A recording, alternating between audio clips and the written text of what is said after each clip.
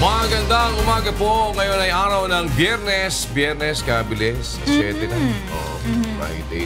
Yes, Kuya. Morning, Rina. Good morning, Kuya. At next week nga dapat ninang-abangan yung ating executive face-off. Sa Lunes na. Oy, sa Monday. Yes, executive tatlong face-off. tulog na lang pala. Yes. Ito yung ating off-season. Off-season games. Na 6 na kuponan yung kalahok natin. 6 lang sa off-season. Off-season. Kasi the last time around na nagkaroon tayo ng off-season games, 3. Clash of the Three, Kuya. Oo nga yung pala, Clash of the Three. So, ngayon, 6 na sila. Dumodoble. Ngayon, 6. Pero ang regular season natin, ano sila? 12 ba? 13. 13. 13. Yung Nag-start tayo nakaraan. sa 7, di ba? 7, 10, 11, 12, 13. Mukhang ngayon ay madadagdagan na naman. Ilang kuponan, Kuya? Siguro baka maabot ng 16. Oh, wow. Pero ang off-season mo pa Ibig lang... sabihin, mas mahaba. Oo. Ang off-season mo pa lang, ang champion, 1 million na. 1 million na, Kuya. Oo. Yes. At saka ang runner-up, 500,000 na. 500,000, yes, Kuya. Yung susunod doon, 250, 200,000, tapos dalawang tag, 100,000. Puro 100,000 Yes, na yun. Kuya. Walang talo sa UNTV Cup. Ayos ha. Yung mga nanggagaya, 100 Oo nga, Kuya, lang. may nabalitaan. 300 lang yata yung champion. 250 lang. 250 champion. 250 lang. Pero lahat ng kinuha mo, Galingan nyo din panggaya. Yung kinuha At saka mo. ganun din sila, yung beneficiary Oo nga ay, nakita ko nga, Kuya of your own. Galingan nyo paggaya. Dami na nilang ginaya eh. Galingan nyo naman. Taasan nyo Ang naman. liit naman ang premyo, Kuya. Taasan nyo. Mas marami kayo pera. Taasan nyo naman para mas malaki naman makakuha ng mga... Para mas maraming matulungan. Oo, di ba? Para at least maraming matulungan. Gagaya na rin lang kayo eh. Di galingan na niyo. Di ba? Ba't ginaya na din lang? Paano gayaan nyo na lang? Pati yung price. Correct. Pati yung mga kuponan, gayang-gaya, Kuya. At least mas marami pang mas marami pang magbebenepisyo. Okay naman yun, di ba? Dahil Makakatulong ka sa malaki kapwa. matutulungan nila. Yes. Kaya lang, lakihan nyo na yun. Huwag naman yung puro kita na kayo. Di ba? Totoo Lakihan yan, mo na. Kuya. At least kung okay, mas lakihan mo pa. Dapat kung mas ang sa lakihan UNTV nila, Cup, 4 million. 4 million. Dapat mas taasan nila doon. gawin na lang 5 million man Oo, lang. diba? Tapos yung... Tama ka dyan, Kuya. Yung second, gawin man nilang mga... kasi 2.5. kalahati 2.5. Ganun, diba? At least mas mataas. Oo. Yung mga namimirata, galingan nyo pamimirata. Siguraduhin yung magandang quality ng mga pinipiratan yung mga video. Para mahuli man lang kayo. Di ba? Sabihin nyo, high quality pa rin yung inyo. Kaya nga naman. Oy, 4:55 na po. Magandang umaga, ako si Daniel Razon. At ako naman, si Rina Villamor Camara. At narito na po ang mga humahataw na balita. Malaking bahagi ng lalawigan ng Leyte niyanig ng magnitude 6.5 na lindol kahapon. Mababaw at malakas na lindol sa Visayas region, sanhi ng paggalaw ng latest segment ng Philippine Fault ayon sa PHIVOLCS. Ulat na binalak makipagnegosasyon ng pamahalaan sa Maute Terror Group, mariing pinabulaanan ni Pangulong Rodrigo Duterte. Punong ehekutibo nanindigan na kailanman ay hindi nakipag-usap sa mga terorista at kriminal. Kabuuang desisyon sa petisyon sa martial law declaration sa Mindanao, inilabas na ng Korte Suprema. Pagpapatupad ng martial rule, hindi lang umano dapat na limitahan sa Marawi City. Naarestong suspect sa Bulacan Massacre case, nakaranas umano ng torture sa mga pulis kaya umamin sa krimen. Akusasyon ng suspect, pinabulaanan naman ng PNP. Panukalang patawan ng 8% tax ang self-employed at professionals, posibleng makapigil sa pag-unlad ng sektor ng pagnenegosyo sa bansa ayon sa Tax Management Association. At konsultasyon para sa hiling na aumento sa sahod ng mga manggagawa sa Metro Manila, sinimulan na ng National Wage and Productivity Board. Sa detalye ni Yanig, ng mababaw at malakas na lindol ang malaking bahagi ng lalawigan ng Leyte kahapon. Bagamat walang inilabas na tsunami alert ang Philippine Institute of Volcanology and Seismology, nagbabala naman ito na maaaring magkaroon ng mga aftershocks. Ito ang hataw na balita ni Mirasol Abogadil. Pasado alas 4 ng hapon kahapon nangyayari ng magnitude 6.5 na lindol ang Visayas Region. Ayon sa PHIVOLCS, naitala ang sentro ng lindol sa layong 15 kilometro hilagang silangan ng Ormoc, Leyte at may lalim lamang na 2 kilometro. Pinakamalakas na naramdaman ang lindol sa Ormoc City at Cananga, Leyte kung saan naitala ang intensity 7, intensity 6 sa Haro at Capoocan, Leyte, habang intensity 5 sa Palo, Leyte, Tacloban City, Cebu City at Mandaue City. Naramdaman din ang pagyanig sa mahigit 30 syudad at munisipalidad sa iba't ibang panig ng bansa na karamihan ay nasa Visayas Region. Ang lindol po ay naidulot ng pagkilos ng tinatawag naming late settlement ng Philippine fault, ito pong pulang trace, at ito ay isang fault na aktibo, pero hindi talaga ito nagdudulot sa history at base sa aming analysis ng mga major earthquake. Ang pinakamataas na lindol na nangyari sa lugar ay noong 1947 na may magnitude 6.9 na earthquake. Wala namang inilabas na tsunami warning ang PHIVOLCS, ngunit patuloy itong nakapagtatala ng aftershocks. Dahil sa lindol, naapektuhan ang supply ng kuryente sa ilang lugar sa Visayas. Ayon sa National Grid Corporation of the Philippines o NGCP, nagkaroon ng island-wide blackout sa Samar, Leyte at Bohol. Saglit ding nakaranas ng power interruption sa Panay at Negros Island at Cebu, ngunit agad din itong naibalik sa normal. Sa ngayon ay patuloy ang isinasagawang assessment ng National Disaster Risk Reduction and Management Council sa lawak ng naging pinsala ng lindol. Ako si Mirasol Abugadil, humahataw sa balita.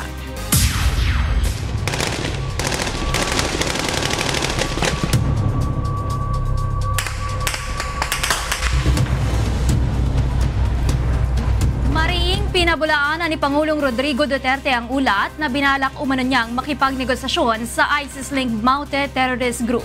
Ayon sa Pangulo, kailanman ay hindi siya nakipag-usap sa mga terorista at mga kriminal. Ito ang hataw na balita ni Rosalie Cox. Sa exclusive report ng Reuters, isang Muslim leader ang nagsabing isang senior aide ni Pangulong Rodrigo Duterte ang lumapit sa kanya upang gamitin ang kanyang koneksyon at makipag-ugnayan sa mga leader ng Maute Terrorist Group para sa isang back-channel talks. Dalawang Marawi sources din umano ayon sa ulat ang nagkumpirma na may mga ginawang hakbang nga ang Pangulo upang makausap ang Maute brothers na sina Omar at Abdullah. Nangyari umano ito ilang araw matapos lusubin ng teroristang grupo ang Marawi City. Subalit hindi na umano natuloy ang proseso nang sabihin ng Pangulo sa kanyang talumpati noong May 31 na hindi ito makikipagnegosasyon sa mga terorista. Mariin namang pinabulaanan ng Pangulo ang naturang ulat at tahasan nitong itinanggi na sinubukan nitong makipagnegosasyon sa mga terorista o kriminal. Nakikipag-usap lang anya siya sa mga revolutionary groups tulad ng MILF at MNLF na may mga ipinaglalabang prinsipyo. Subalit ayon sa Pangulo, marahil ang MILF at MNLF ang posibleng mayroong inisyatibong makipagnegosasyon sa Maute Terrorist Group. No, I didn't. No, he's a pretender. I'd never talk to terrorists, that's one. I will never talk to criminals and to terrorists. But I would talk to revolutionaries who are imbued with a principle of their, kagaya nitong MIMN. The MIMN probably have started initiatives there. But kung magaling sa akin ako maghingi sa mga kriminal pati terorista, posible. Matatandaan ding hindi tinanggap ng Pangulo ang alok ng nanay ng Maute brothers na si Farhana Maute na makikipag-usap sa pamahalaan. Ako si Rosalie Cox, humahataw sa balita. Maliban sa mga estudyante, sumailalim din sa psychological debriefing ang ilang mga guro na apektado ng nagpapatuloy na kaguluhan sa Marawi City. Ito ang hataw na balita ni Weng Fernandez. Mahigit sa 100 guro mula sa Marawi City ang sumailalim sa psychological first aid kahapon. Layo nito na matulungan silang makarecover sa emotional stress at trauma na kanilang naranasan dulot ng sumiklab na kaguluhan sa Marawi City. Katuwang ng Department of Education sa pagsasagawa ng counseling sa mga guro, ang Psychological Association of the Philippines at Cultural Center of the Philippines. The psychological first aid po kasi aims to at least on a daily basis help the teachers understand what they're going through and be able to handle it. Kasi kailangan mo yun to restore the well-being of teachers kasi medyo mabigat yung sitwasyon. So meron tayong module on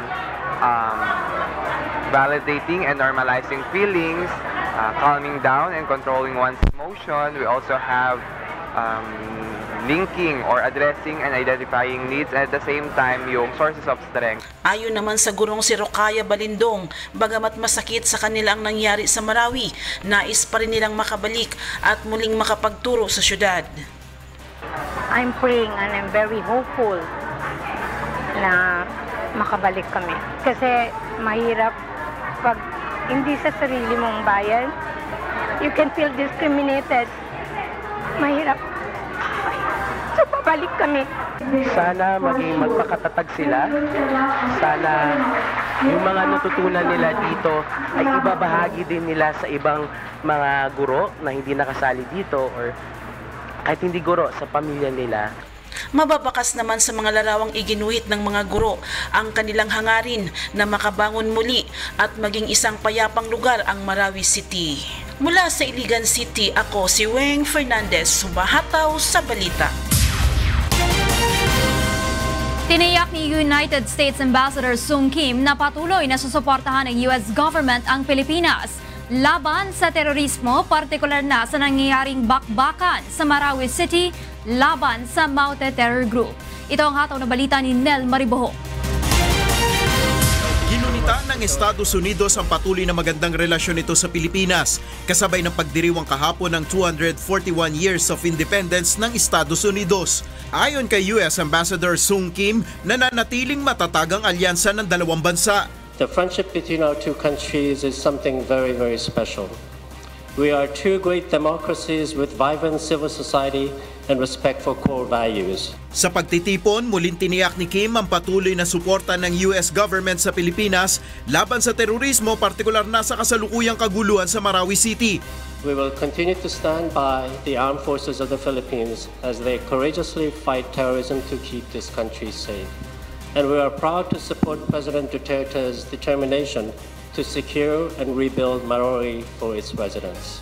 Samantalang nakiisa sa US Independence Celebration sina Executive Secretary Salvador Medaldea, ilang senador at iba pang opisyal ng Malacanang. Mula sa Makati City, ako si Nel Mariboho, humahataw sa balita. Let me just tell everybody that I have declared martial law for Mindanao. Inilabas na ng Korte Suprema ang kabuuan ng desisyon nito sa kaso ng martial law declaration sa Mindanao.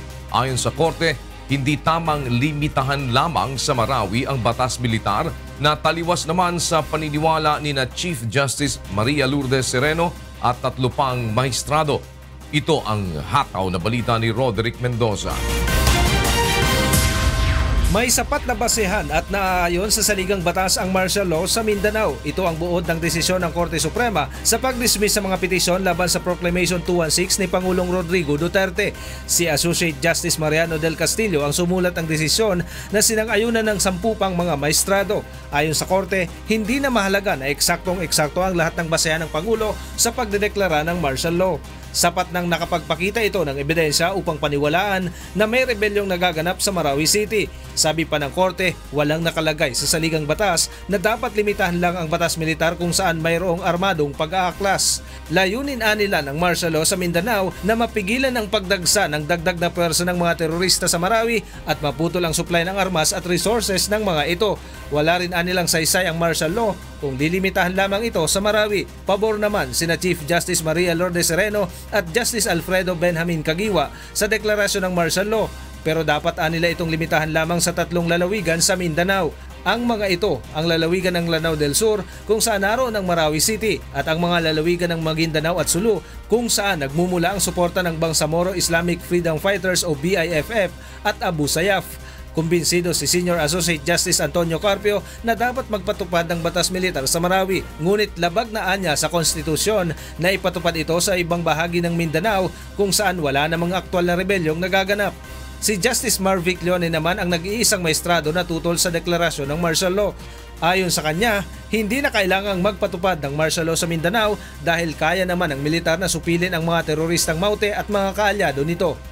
Mula sa lungsod ng Maynila, ako si Roderick Mendoza, humahataw sa balita. Nanawagan naman sa Senate Minority Leader Senator Franklin Drilon kay Pangulong Rodrigo Duterte na ipaabot na ang kanyang intensyon sa Kongreso kung nais pa niyang palawigin ang martial law sa Mindanao. Ito ang hataw na balita ni Nel Mariboho. Posibleng talakayin na sa mismong araw ng State of the Nation Address ni Pangulong Rodrigo Duterte ang extension ng martial law sa Mindanao. Ayon kay Senate Minority Leader Senator Franklin Drilon, ito ay kung hihilingin ng Pangulo sa Kongreso na palawigin ang batas militar bago matapos ang 60-day period nito sa July 22. Ituloy na lang. Huwag nating i-adjourn after the SONA, huwag nating i-adjourn ang Kongreso. Ipagpatuloy natin at gagawin ng joint session para po pakinggan ang mga argumento kung bakit ipagpatuloy ang martial law. Naniniwala naman si Senator Win Gatchalian na dapat obligahin ng defense officials na magbigay muli ng briefing sa mga mambabatas tungkol sa kalagayan sa Mindanao. So the most prudent para sa mga decision makers ay magbigay ulit ng briefing kung nasaan na tayo, ano pa yung mga potential threat, at kung pwede pang ma-contain na lang yung martial law if ever sa isang lugar, no? Kaysa sa buong Mindanao. Sa ngayon ay inaabangan na lamang ng mga senador ang magiging desisyon ni Pangulong Duterte kung i-extend pa ang ipinatutupad na martial law sa Mindanao. Mula sa Pasay City, ako si Nel Maribuhok, humahataw sa balita. Nananawagan ang mga local chief executive sa lalawigan ng Lanao del Norte na alisin sila sa listahan ng NAPOLCOM sa mga tinanggalan ng administrative powers sa kanilang mga police unit. Ito ang hataw na balita ni Jackie Estacion. Kinagulat ng gobernador at mga alkalde ng Lanao del Norte ang pag-aalis sa kanila ng administrative control sa police units na kanilang nasasakupan. Batay sa inilabas na resolusyon ng National Police Commission o NAPOLCOM noong Martes, 7 gobernador at 132 mga alkalde sa Mindanao ang inilisan ng deputation powers. Ito ay dahil sa pagkabigo umano ng mga ito na mapigilan ng mga terrorist activities at iba pang karahasan sa kanilang lugar. Meron din umanong natanggap na ulat ang NAPOLCOM na ilang local chief executive ang sangkot sa operasyon ng iligal na droga. Kinundina naman ni Lanao del Norte Governor Imelda Anguing Quebranza de Maporo ang hakbang na ito ng NAPOLCOM at sinabing hindi na imbestigahang mabuti ang mga ulat. Katunayan nila kabilang sa listahan ng NAPOLCOM na inalisa ng deputation powers ang mga patay na at wala na sa pwesto ng mga opisyal. We're going to pass a resolution. The League of the Municipalities will already pass a resolution addressed to NAPOLCOM to remove Lanao del Norte. Ayon sa gobernadora, pasok sa top 2 ang probinsya ng Lanao del Norte sa mga top-performing LGU kaugnay ng anti-drug war ng pamahalaan. Ngunit sa kabila ng issue, sinabi nito na patuloy na susuporta sa pangangailangan at programa ng pambansang pulisya. We will never stop our support, especially the logistics to the police. Kasi alam naman namin na kulang talaga sila. Kulang talaga. Umaasa ang gobernadora na agad na maayos ang issue na posible anyang maging dahilan ng pagkabahabahagi sa pamahalaan. Ako si Jackie Estacion, humahataw sa balita. Nagsimula na ang Joint Coordinated Patrol sa pagitan ng Pilipinas at Indonesia sa mga sea borders na sakop ng dalawang bansa. Kaugnay nito, ilang community service ang isasagawa ng mga kalahok sa joint patrol sa mga lugar na kanilang madaraanan. Ito ang hataw na balita ni Marisol Montaño.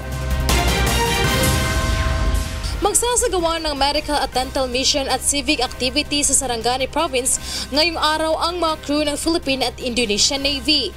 Ito ay bahagi ng isinasagawang 2017 Coordinated Patrol upang bantayan ang mga karagatang sakop ng dalawang bansa.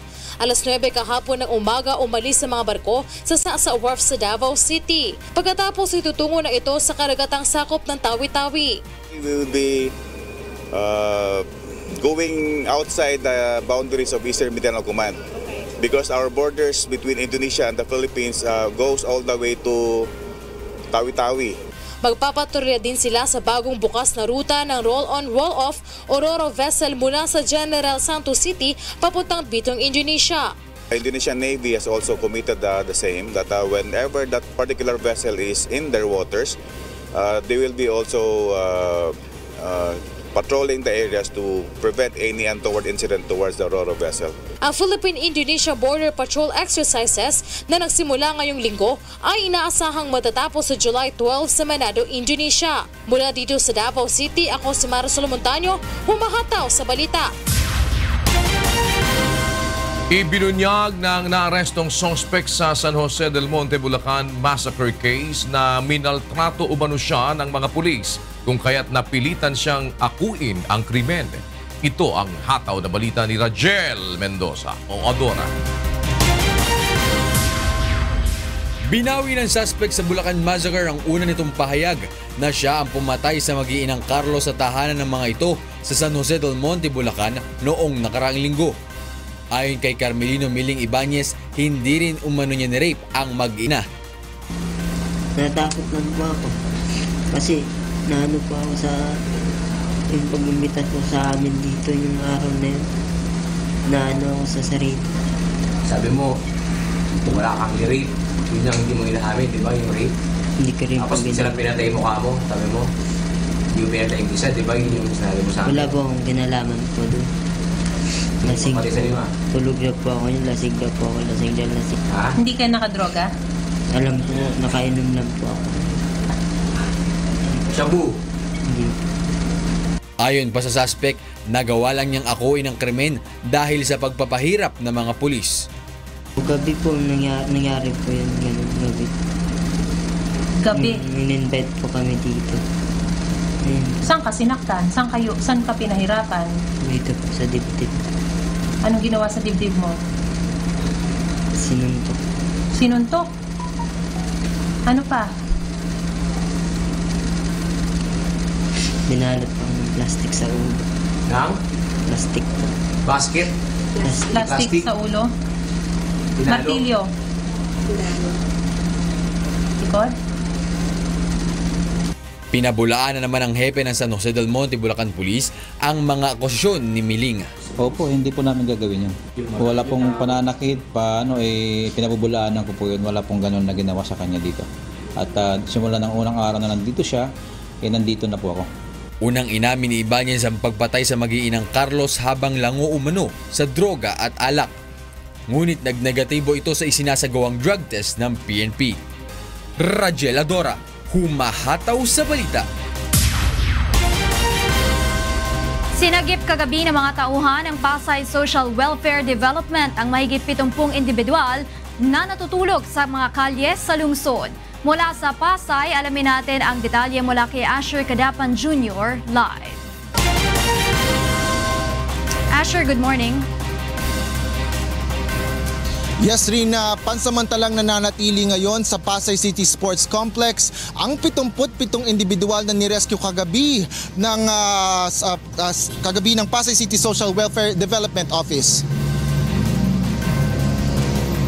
Ang mga ito ay ang mga natutulog sa gilid ng kalsada sa palibot ng syudad. Karamihan umano sa mga ito ay may tirahan sa lugar, ngunit piniling matulog sa mga bangketa dahil sa init sa loob ng kanilang bahay.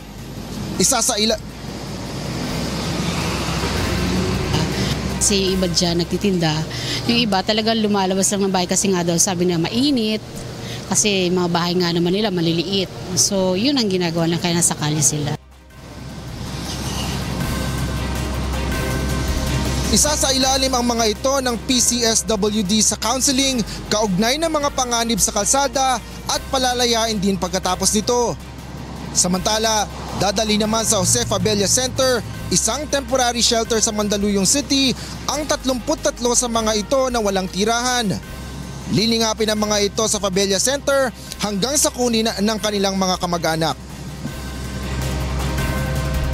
Rina, ayon sa PCSWD, tuloy-tuloy ang kanilang isinasagawang rescue operation upang mailayo ang mga sibilyan sa kapahamakan.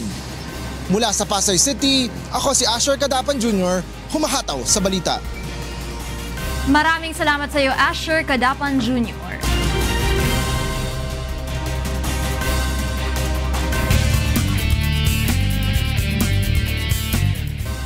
Dead on the spot ang isang Bulgarian national matapos na barilin ng dalawang lalaking sakay ng isang motor sa kanto ng Kalayaan Avenue, Quezon City kagabi. Alamin natin ang iba pang detalye mula kay Rajel Adora. Live! Good morning, Rajel!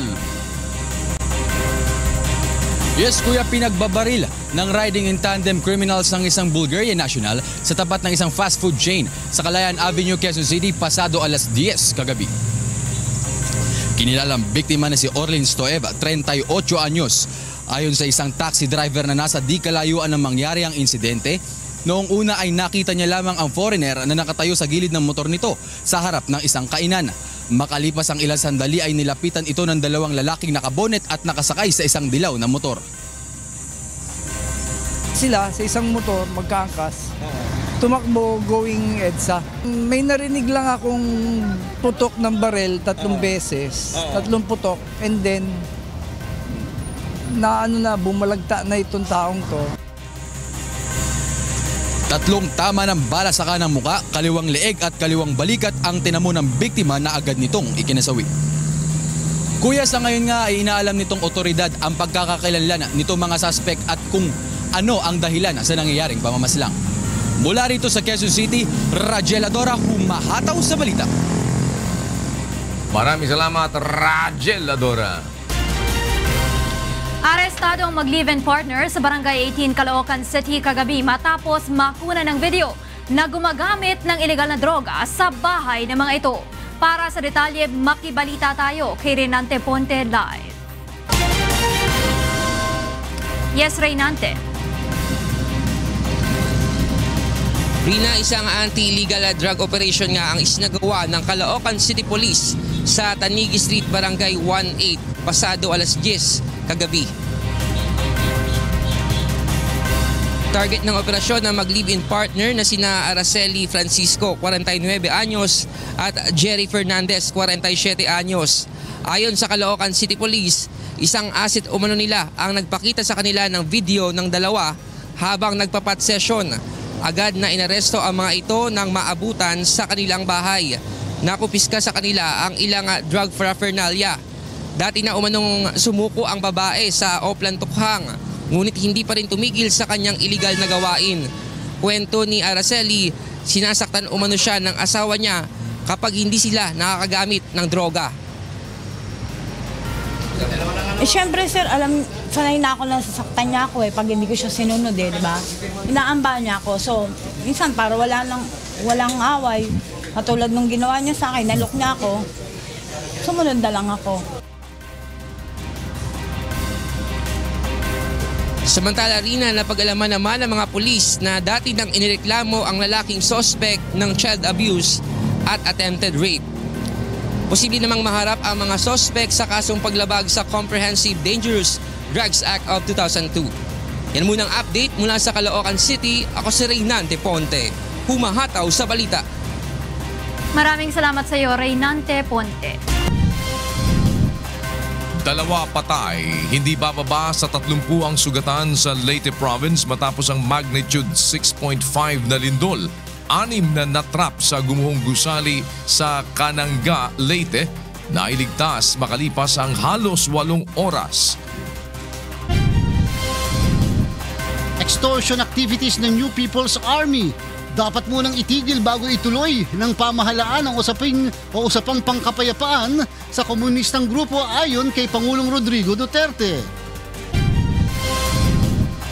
Panukalang patawan ng 8% tax ang self-employed at professionals. Posibleng makapigil sa pag-unlad ng sektor ng pagnenegosyo sa bansa ayon sa Tax Management Association. At konsultasyon para sa hiling na aumento sa sahod ng mga manggagawa sa Metro Manila, sinimula na ng National Wage and Productivity Board. 2 ang naitalang nasawi at hindi bababa sa 30 ang sugatan sa Leyte Province dahil sa magnitude 6.5 na lindol kahapon. Nailigtas naman ang 6 na natrap sa isang gumuhong grocery store matapos ang 8 oras na rescue operation. Mula sa Tacloban, Leyte, alamin natin ang detalye mula kay Jeneline Gakit live. Jeneline?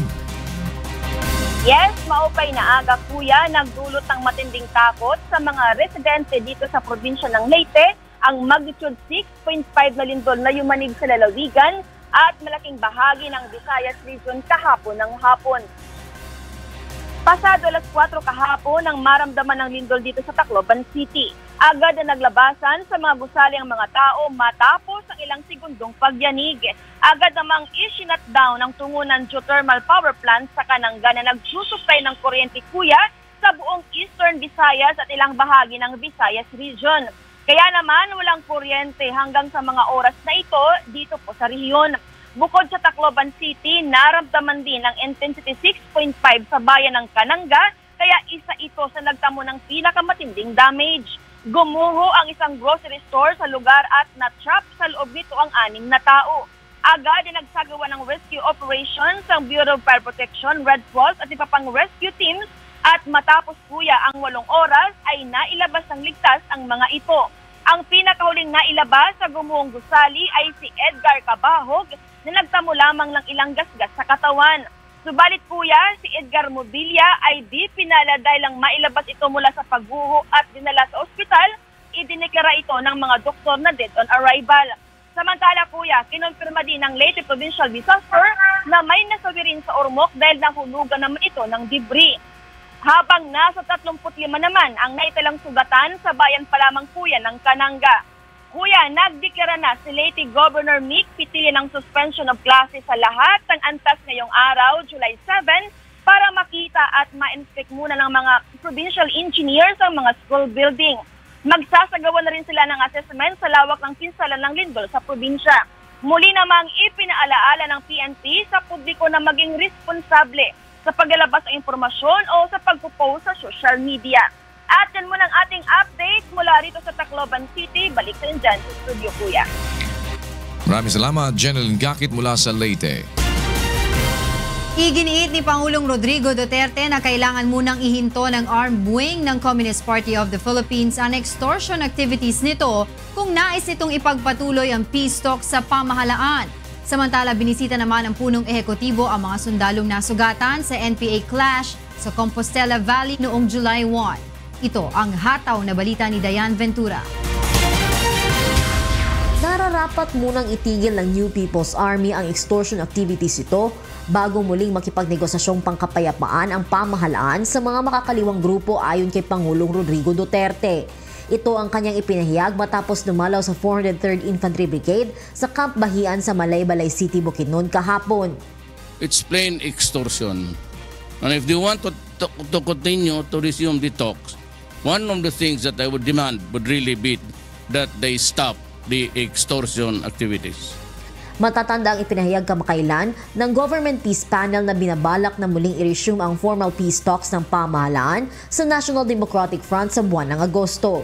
Samantala, matapos bumisita sa Bukidnon, agad nang dumiretso ang Pangulo sa Metro Davao Research and Medical Center o MDRMC sa Davao City. Binisita nito ang 3 sundalo ng 25 Infantry Battalion na nasugatan sa engkwentro sa mga miyembro ng NPA sa Compostela Province noong Sabado ng hapon. Ginawaran ng mga ito ng Pangulo ng Medal of Wounded Personnel at binigyan ng cash assistance, cellphone at Triatak Ultra MS-45 na baril.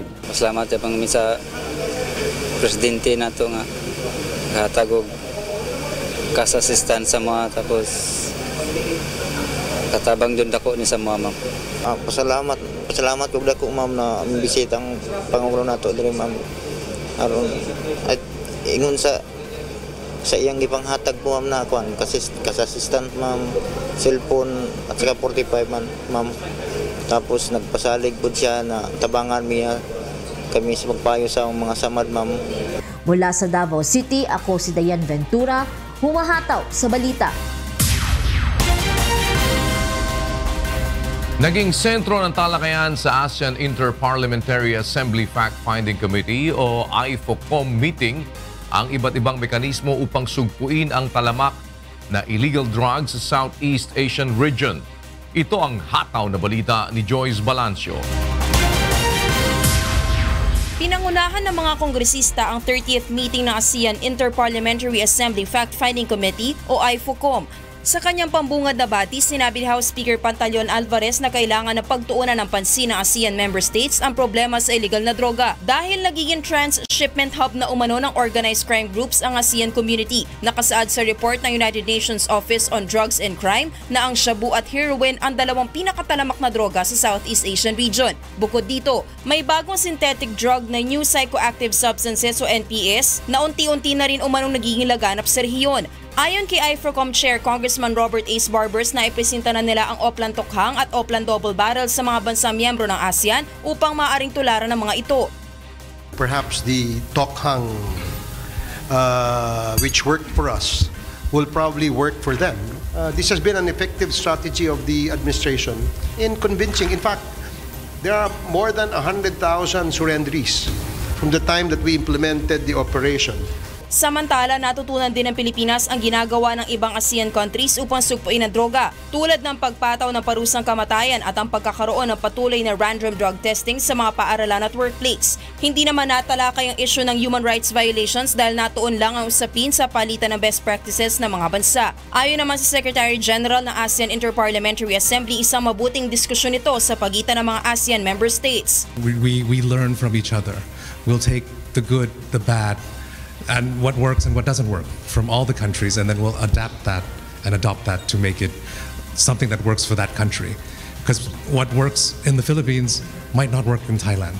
What works in Thailand might not work in the Philippines or other countries itself. Sa huli ay naglabas ng resolusyon ng IFOCOM para gawin ng komite bilang Advisory Council on Dangerous Drugs o IPOCOD na siyang tututok sa programa ng droga sa ASEAN community. Ipipresenta ng komite ang resolusyon sa ASEAN Interparliamentary Assembly upang maaprubahan. Mula sa Pasay City, ako si Joyce Balancio, humahataw sa balita.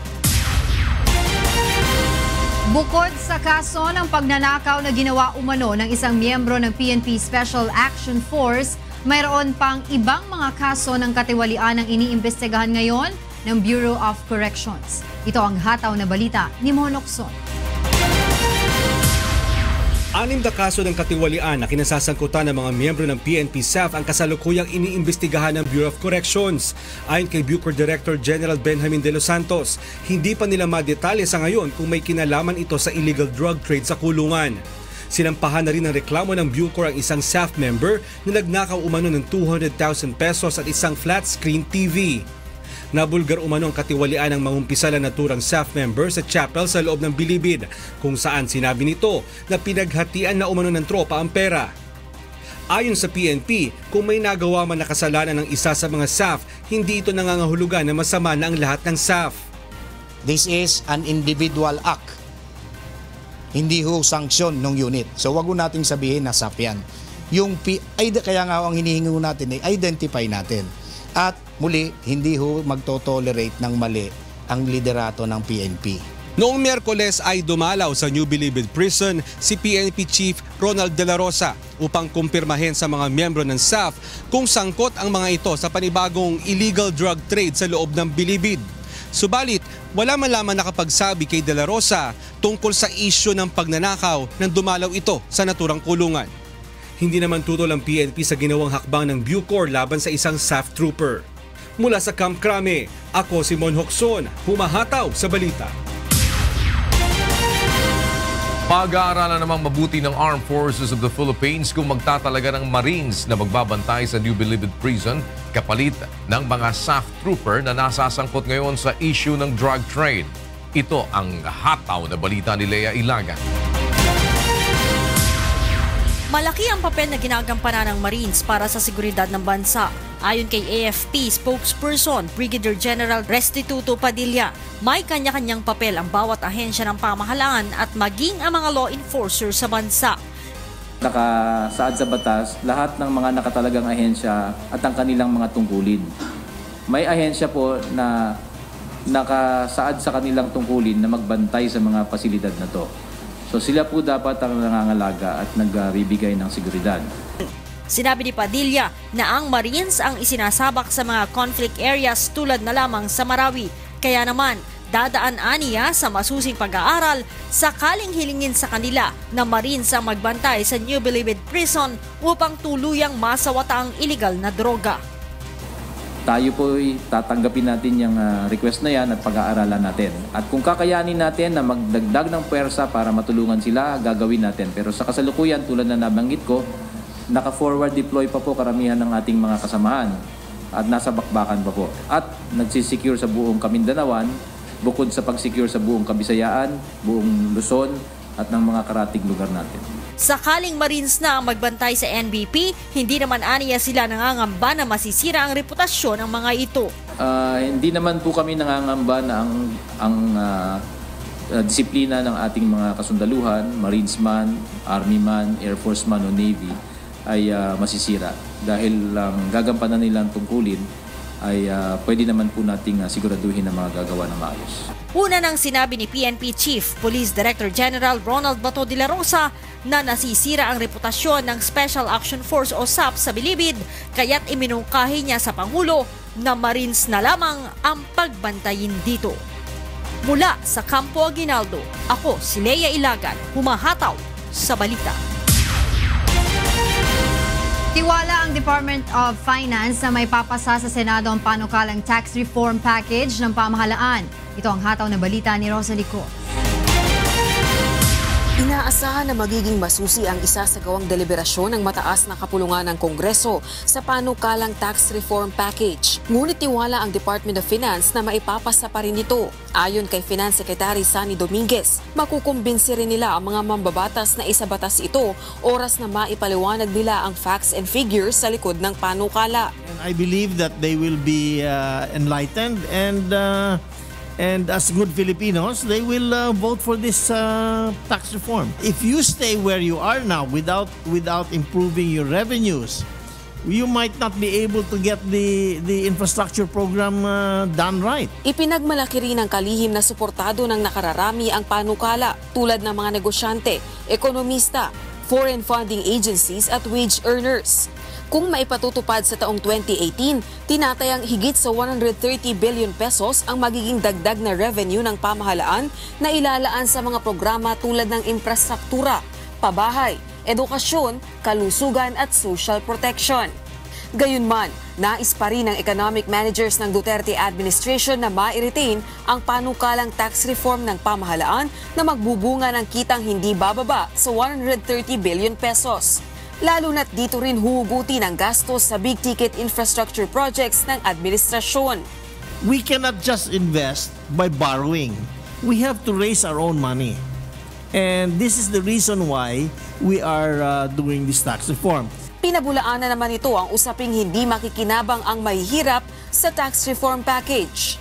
First of all, there is the cash transfer program element in the tax reform program. Number two, with better roads, with better bridges, with better Wi-Fi infrastructure, more investments will come in and more jobs will open up for the poor people. Right? So they will benefit. Mula sa Malacanang, ako si Rosalie Co, humahataw sa balita. Posible umanong makaapekto sa pag-unlad sa sektor ng pagninegosyo sa ating bansa kung papasa ang 8% na pataw na buwis sa mga professional at self-employed na kumikita ng mahigit 250,000 pesos. Alamin natin kung bakit sa hataw na balita ni Nel Maribuhok. Hindi makabubuti sa sektor ng pagnenegosyo ang panukalang pataw na 8% flat rate tax sa mga self-employed at professionals. Ito ang posisyon ng Tax Management Association of the Philippines sa ginawang pagdinig ng Senado kahapon sa tax reform package ng administrasyon.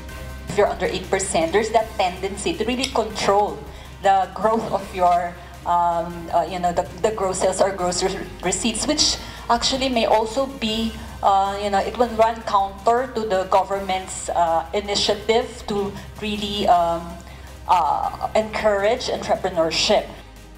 Batay sa panukala, kung hindi hihigit ng 250,000 pesos ang kita ng isang tao, hindi ito bubuwisan. Ngunit kung lumagpas na sa 5 milyong piso, 35% agad ang ipapataw na buwis. Sa mga self-employed o may mga sariling negosyo at mga professionals na kumikita ng higit 250,000 pesos, 8% ang pataw na buwis at kung lumagpas ng 3 million pesos, 30% na ang tax rate. Babaguhin ng panukala ang 1997 tax code kung saan meron itong 7 antas ng pagbubuwis depende sa kita ng isang may negosyo. Ayon sa Tax Management Association, ang panukala ay hindi makahihikayat ng paglago ng pagnenegosyo. Ayon naman sa DOF, ang bersyon na ito na 8% flat rate ay nais nilang gawin na lamang optional. Pag-aaralan naman ito ng Chairman ng Senate Committee on Ways and Means. Nais ni Senator Sani Angara na makinabang sa reforma ng pagbubuwis ang mga maliliit na negosyante. Sa ngayon, parang kumita ka lang yung maliit na negosyo na kumikita lang ng lampas 100,000, nabubusan na. So gusto natin na bigyan sila ng mas malaking exemption at mabigyan sila ng tsansa na lumaki at lumago ang kanilang negosyo. Mula sa Pasay City, ako si Nel Maribuhok, humahataw sa balita. Sinimulan na ng National Wages and Productivity Board ang konsultasyon sa mga inihaing petisyon na humihiling na dagdagan ng minimum wage sa National Capital Region. Itong hataw na balita ni Grace Cassie. Hindi na mapagkasya ni Rowena sa pang-araw-araw na pangangailangan ng kanilang pamilya ang minimum na sweldo ng kanyang asawa. Nag-aaral pa ang kanyang mga anak at tuwing may nagkakasakit sa kanyang pamilya, hindi na nila alam kung saan huhugot ng pera. Dati po yung sa pang-ulam namin, nakabili pa po kami ng 1 kilong karne ng baboy. Ngayon, kalahating kilo na lang, ganun. Pag po gipit talaga, isda, ganun na lang po. Tsaka gulay, tuyo, noodles. Ang sitwasyon ni Rowena ang inihalimbawa ng 3 labor groups na naghain ng petisyon upang dagdagan ng minimum wage sa National Capital Region. 176 hanggang 285 pesos ang hinihiling nilang aumento sa kasalukuyang arawang sahod na 491 pesos na umano'y hindi na sapat. Lalo't walang humpay ang pagtaas ng mga pangunahing bilihin. Ang aming pong hinihiling ay dapat 675 ang dapat daily minimum wage na ng mga manggagawa dito sa Metro Manila.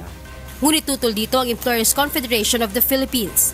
There are certain 10 factors which must be considered in evaluating what would be proper minimum wage. 2 pang public consultation ang isasagawa bago magdesisyon ang Wage Board kung aaprubahan ito o hindi. Noong isang taon, humiling din ang labor groups ng 154 wage increase, subalit 10 pisong aumento lamang ang naaprubahan. Mula sa Quezon City, Grace Cassin, humahataw sa balita. Hindi pa rin inaaprubahan ng Land Transportation Franchising and Regulatory Board ang renewal ng akreditasyon ng mga transport network company na magbibigay pahintulot sa mga ito na lehitimong mag-operate at bumiyahe sa mga lansangan. Ito ang hataw na balita ni Joan Nano. July 3 pa nang mag-expire ang accreditation ng Grab Philippines. Nakapagsumite na ito ng mga requirements para sa renewal ngunit hanggang sa ngayon ay hindi pa rin ito inaaprubahan ng LTFRB. Sa kabila nito, tiniyak naman ng ahensya sa mga transport network company na hindi naman nila sususpindihin ang operasyon ng mga ito. Kaya naman ayon sa Grab, walang dapat na ipag-alala ang kanilang mga driver at pasahero. Ang nabanggit naman ni Chairman is tuloy pa rin po ang operations as of now. Sa ating mga both passengers and sa drivers, please believe that we will not go anywhere. We are here to stay because we know that the good this service has given to the riding population. Ang Uber naman hindi pa nakapagsusumite ng mga dokumento bagaman mapapasuna ang kanilang 2 taong accreditation sa Agosto. Samantala ayon sa LTFRB, kinakailangan pa rin nilang pag-aralan kung papayagan pa ang mga TNC na palawigin ang kanilang operasyon dahil sa ilang mga problema at reklamo sa mga ito. We see the need ng demand ng public that there is a really niche for them. Ang ating lang gusto gawin is we polish and ensure enforcement that they are compliant kasi kami rin mananagot sa mga riding public. Ilan sa mga sumbong na natatanggap ng ahensya ang umano'y hindi tamang pag-uugali ng mga driver, sexual abuses at iba pa. Nakatakda namang magsagawa ng pagdinig sa 11 ng Hulyo ang board members ng LTFRB upang talakayin ang renewal ng accreditation ng mga transport network company. Mula sa Quezon City, ako si Joan Nano, humahataw sa balita. Sinimulan na ng National Food Authority ang bidding para sa daang-daang libong metriko tonelada ng bigas na aangkatin ng bansa. Ito ang hataw na balita ni Ray Pelayo. Nagkakahalaga ng 5.6 billion pesos ang 250,000 metric tons na aangkating bigas ng bansa. Ayon sa NFA o National Food Authority, Bukas ang bidding sa mga pribadong exporter sa loob at labas ng bansa dahil government to private ang importation scheme na inaprobahan ng NFA Council. Ilan sa mga dating sumama na sa bidding ay ang mga bansang Thailand, Vietnam, Cambodia at Pakistan. Sabi nga ng Council, mas maraming bidders kasi mas competitive. Dapat ay well-milled ang klase ng bigas kung saan 25% Broken's long grain white rice na katulad ng ibinebenta ng NFA sa merkado na nagkakahalaga ng 32 pesos kada kilo. Inaasahang darating ang 120,000 metric tons sa Agosto habang ang 130,000 metric tons naman ay sa Setyembre. Sa ngayon ay nasa pang-6 na araw na lamang ang buffer stock ng NFA. Dapat sana'y katumbas ng pang-30 araw na supply ng buong bansa ang nakaimbak sa kanilang mga bodega kapag buwan ng Hulyo. Ipinaubaya na ng NFA Council ang ibang importasyon sa pribadong sektor. Tiniyak naman ng NFA na makakapag-supply sila ng bigas sakaling may lugar sa bansa na tatamaan ng bagyo o kalamidad. Kung kailangan na bawasan ang allocation ng mga retailers, ay babawasan yon. Dahil ang prioridad ng NFA yung food security in times of calamities and emergencies. Mula sa Quezon City, ako si Ray Pelayo, humahataw sa balita. Operasyon ng international runway ng naiiwan balik na sa normal matapos ang emergency shutdown kahapon. Publiko pinag-iingat ng Department of Health sa mga sakit na dapat iwasan ngayong tag-ulan. Department of Public Works and Highways o DPWH magsasagawa ng clearing operations sa mga landslide-prone areas sa Cordillera Administrative Region.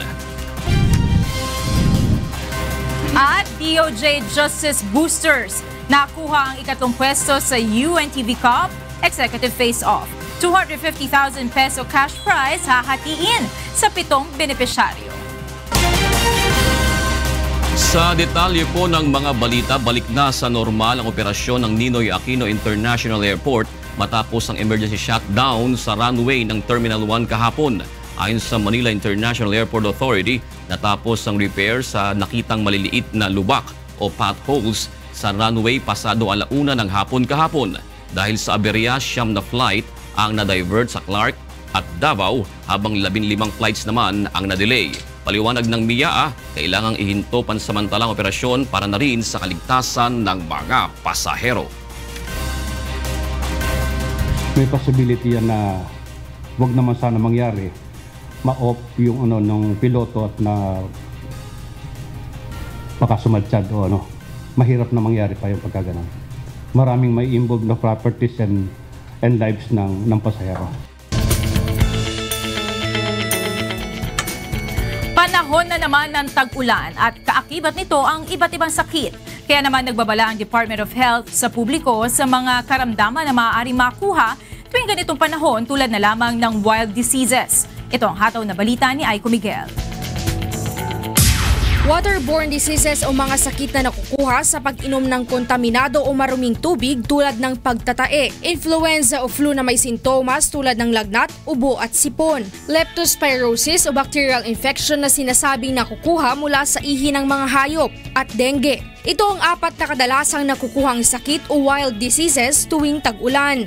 Tandaan nyo, pag may malakas na ulan, pagbaha, maaaring magkaroon ng contamination. So ang gagawin natin, kung hindi tayo magpapakulo ng tubig, pumunta kayo sa health center, meron tayong mga tableta roon para magamit yun sa disinfection. Payo ng DOH sa publiko, kinakailangang matiyak na malinis ang tubig upang makaiwas sa waterborne diseases. Kumain ng mga prutas at gulay na mayaman sa vitamin C upang makaiwas sa influenza. Para sa mga senior citizen, may libreng bakuna kontra influenza at libreng check-up naman sa mga batang may sintomas ng bronchopneumonia sa health centers. Tinuruan na namin mga barangay health worker kung paano makita ang mga senyales ng bronchopneumonia sapagkat yun nakakamamatay sa bata. Kailangan ding umiwas sa pagbababad o pagtatampisaw sa tubig kapag may sugat. dahil maaaring magkaroon ng leptospirosis. Maninilaw yung balat nyo, mamumulay yung mata, ihi nyo, kulay tsaa, may lagnat kayo, pumunta na kayo sa ospital. Dapat ding matanggal ang mga stagnant water sa paligid upang hindi pamugaran ng mga lamok na may dalang dengue virus. Ayon pa sa DOH, dapat alalahanin ang 4S strategy dahil tuwing buwan ng Agosto hanggang Setyembre ang peak ng pagkakaroon ng dengue-carrying mosquitoes. Mahigpit din na paalala ng DOH sa publiko na huwag basta iinom ng antibiotics ang mga may ubo at sipon. Mas makabubuting kumonsulta muna sa doktor upang mabigyan ng tama at akmang gamot ang inyong sakit. Mula sa Maynila, ako si Aiko Miguel, humahataw sa balita. Narito naman po ang ating mga balitang from the... Mula po sa Calamba, Laguna, alamin natin kay Sherwin Kulubong ang mga balita sa Luzon. Sherwin, magandang umaga. Magandang umaga, June. Magandang umaga sa ating mga kasangbahay. Narito na ang mga balita sa Luzon Region. Magsasagawa ng clearing operation ng Department of Public Works and Highways sa mga landslide-prone areas sa Cordillera Administrative Region. Ito ay upang maiwasang maging sanhi ng mga aksidente sa mga kalsada ngayong panahon ng tag-ulan. Narito ang ulat ni Bradley Robusa. Kinarayon ti kaadaan ti panagdebate daga dito na dumadu mga pasat ti Cordillera Administrative Region. Nakarkaro pa no panawan iti panagtutudo. Gapo iti panaglut ng iti daga. Dahito iti kinanayon nga paggapgapuan ti aksidente dagiti karsada. Isu itatakat tardarasan iti Department of Public Works and Highways wenno DPWH car iti panagramid dagiti clearing operations. Iti karsada ken kadagiti landslide prone areas dito yung rehiyon.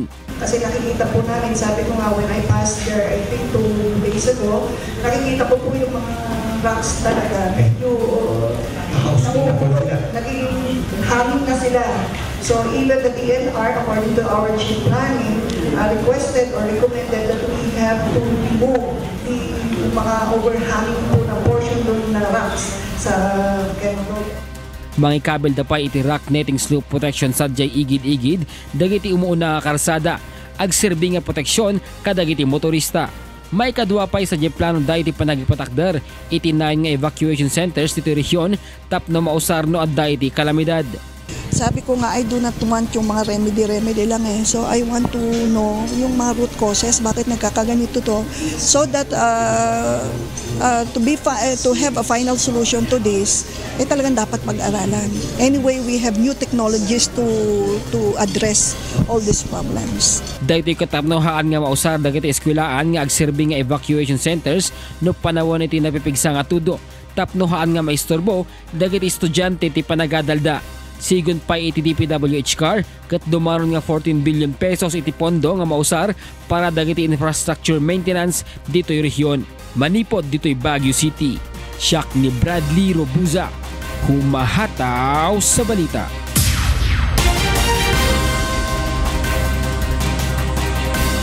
Nagpakita ng kanilang kasanayan sa pagsagip ng buhay ang nasa 500 rescuer mula sa Region 3 sa isinagawang Regional Response Exercise sa Pantabangan Dam sa Nueva Ecija kahapon. Ang detalye sa ulat ni Danny Munar. Isang malakas na bagyo at 7.8 magnitude na lindol ang nanalasa sa Nueva Ecija. Nagkaroon ng dam break sa Pantabangan kahit umapaw ang tubig sa malaking bahagi ng lungsod ng Cabanatuan.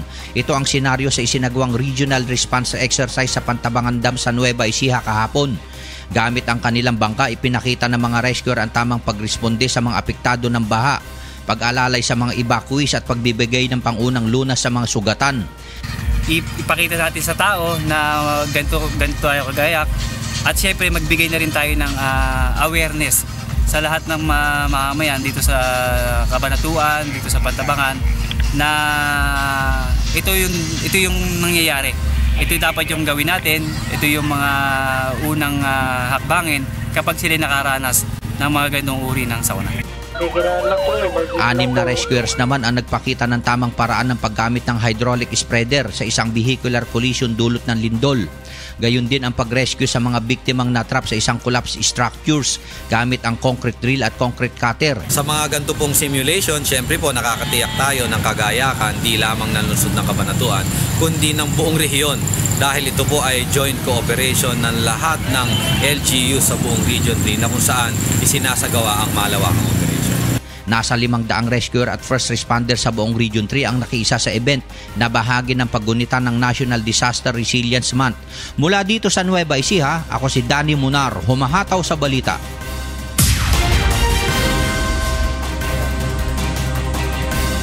At yan ang mga balita ang ating nakalap sa Luzon. Balik sa iyo, June. Maraming salamat, Sherwin Kulubong. Mga balita naman sa Visayas, ang ihatid sa atin ni Deb Riveral. May buntag, Deb. Yes, dagang salamat, June, ug may buntag sa atong mga kasangbahay. Aniyan ang mga balita agikan sa nagalain-laing bahin sa Visayas. Usa ka product development program ang gilusad sa Department of Trade and Industry o DTI Region 6 sa Iloilo City nga giilang nga reboot program nga One Town, One Product o OTOP Next Gen. Gitambungan kini sa 86 nga mga micro, small ug medium enterprises o MSMEs nga gikan sa mga syudad sa Iloilo, Capiz, Aklan, Antique, Guimaras ug Negros Occidental. Tumong sa mong programa nga mas mataas ang kalidad sa mga lokal nga produkto ug mapanindot pa ang ilang packaging aron mamahimong globally competitive ug high class. Ang pinakamaganda sa OTOP Next Gen kasi mayroon na tayong SAT na sinasabi Screening, Assessment, and Triage. Kaya natutulungan lahat yung MSMEs para maging productable sila. Ang mga mapiliang best products i-turnover sab sa Go Local project sa DTI kung diin i-display ug ibaligya kini sa mga dagko nga malls. Sa laing bahin, nasikop sa buy-bust operation sa Philippine National Police o Philippine Drug Enforcement Agency ang usa ka gingong distributor sa droga sa Bacolod City. Kini ang hataw na balita ni Lalaine Moreno. Arestado sa buy-bust operation sa Barangay 2 sa Bacolod ng drug suspect kasi Michael Piñoso alias Boy Yawa. Madugay na nga ginamatayan sa mga pulis ang suspect nga nalakip sa drug watch list sa Police Station 2. Nakuha kay Piñoso ang 4 ka sachet sang ginapatihan siya bukag mark money. Kilalang kilala na daya. No, bisan maglibot ka mamangkot sa common da nga mga tao da nga mga poser da kung sino na siya. Sa impormasyon sa mga pulis, nagadalas ang shabu nga nagabalor sang masobra 15 mil ang suspect kada adlaw sa barangay. Ang upod naman sini ang nagakolekta sang bayad halin sa ginabili na nila sang droga. Una na gintudlo si Piñoso nga ginakuhaan sang droga sa pila ka mga pusher nga nadakpan sa mga pulis. So ang yan na dapat distributor na di siya sa mga pusers nga mga lokal, sa mga gabaligya, sa mga tao. Sa subong ginabatayan sa mga pulis ang operasyon sa ginapatihan right hand ni Piñoso. Halindiri sa Negros Occidental. Ako si Lalaine Moreno, humahataw sa balita. Og tana ang mga balita nga atong nakuha dinhi sa rehiyon sa Kabisayan. Gikan dinhi sa Cebu City, balik din ha sa inyo, Jude. Daghang salamat, Deb Riveral. At dumako na tayo kagad sa Zamboanga City. Buenos dias, Dante. Muchas gracias, June. Buenos dias, mga kasangbahay. Takial mga notisya na rehiyon de Mindanao. Sa PDL Consejo Local de Davao na Departamento de Agricultura que ayuda con el ciudad na asida del Maga Farm to Market Road na magalejos lugar. Este por causa tormento para con el Jutay Sembradores, particularmente na Marilog, ipakibato que viaja na di ila maga produkto. The need really to push for the FMR, especially the bridges, because maglisod man gud ang farmers to carry their produce, no? Por medio sigon de este ay puede ayudar con el mga sembradores, hace mejora el diila mga busca vida y hace fuerte el industria de agricultura na ciudad. Mientras tanto, un nuevo ordenanza ya hace salir el Consejo Local de Zamboanga que objeto dale más grande multa y más pesado castigo con los abusados y toma ventaja mga chuper de triciclo na ciudad. Take el report. Desde na antes de 500 pesos, ya si subía na 5,000 de pesos. El multa con el mga abusaw isa lawayon los chuper de trisikulo na ciudad de Zamboanga. Asigun con alcaldesa Ben Climaco, por causa na montón reklamo ya recibe el Tricycle Adjudication Board. Pirmi que es acerca con el sobra comprada de pamasahe o ta eskuhi mga pasahero. Tiene incidente que miles de pesos ta cobra el los chuper con el los maestro y maestra y estudiante especialmente ya cada noche. Wala akong problema sa mga pasahero ko. Okay lang sa akin. Base na yaase sa la Ordinanza del Ciudad 458, el Consejo Local, fuera con el subida del cantidad del multa, posible también hay man revoke o man cancela el franquicia del operador y el licencia del chuper. Apelo del Ciudad con el público que si tienen los reclamos hace con ese na formal manera y no ponen na social media. If it's not lodged at the proper agency, then these matters will remain only in social media. It's best to really bring them to the necessary local government agencies and units so that we will be able to act upon them.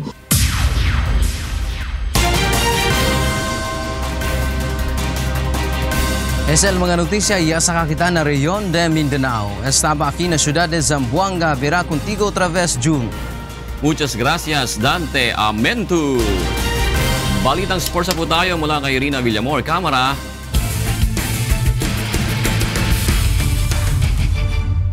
Yes, Rina? Yes, June, hindi man pinalad sa UNTV Cup regular season, masaya naman ang DOJ Justice Boosters na matapos sa ikatlong pwesto ngayong off-season games. At sa pagnanais na makatulong sa kapwa, 7 organisasyon ang kanilang matutulungan.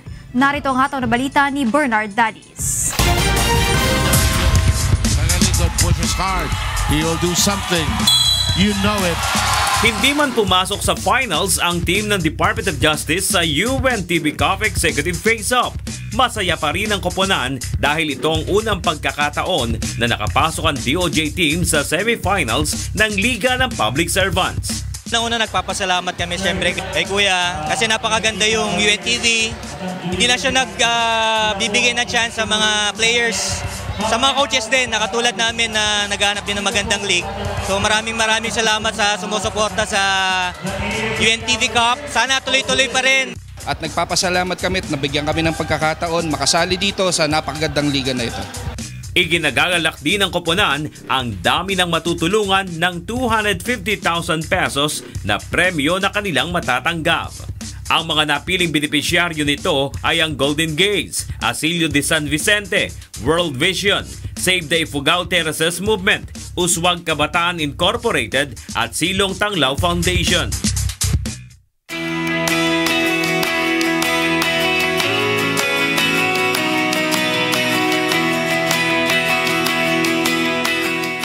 Ang Silong Tanglaw Foundation ay itinatag noong October 27, 1989. Ang binibigay po namin serbisyo sa mga bata ng center, unang-una po ay shelter, pagkain, edukasyon, yung mga basic needs na kailangan ng isang bata na dapat supposedly magulang nila yung nagbibigay. Labis ang pasasalamat ng mga kabataang beneficiary ng Team DOJ dahil para sa kanila, naging tulay ang koponan upang matupad ang kanilang pangarap sa kabila ng kahirapan sa buhay. Maraming salamat po sa pagtulong sa DOJ, sa UNTV. Malaking oportunidad po sa amin yun na makapag-aral po ng mabuti at ipagpatuloy ang aming pag-aaral. Salamat po sa pagtulong sa amin. Wala yung silong, hindi kami mabubuhay. Bernard Dadis, humahataw sa balita. At yan ang ating sports update. Back to you, June. Maraming salamat, Rina Villamor, Kamara. Para sa mga karagdagang balita, bumisita lamang po sa aming website na untvweb.com. At yan po ay ikatlong paghataw ng mga balita sa umagang ito ng Biyernes, July 7, 2017 kasama ang buong pwersa ng UNTV News and Rescue sa iba't ibang panig ng daigdig. Sa ngalan po ni Kuya Daniel Razon, ako po si Jun Soriao. At ako naman po si Monica Veral. Susunod na po ang programang Bawal ang Pikon, Get It Straight with Daniel Razon.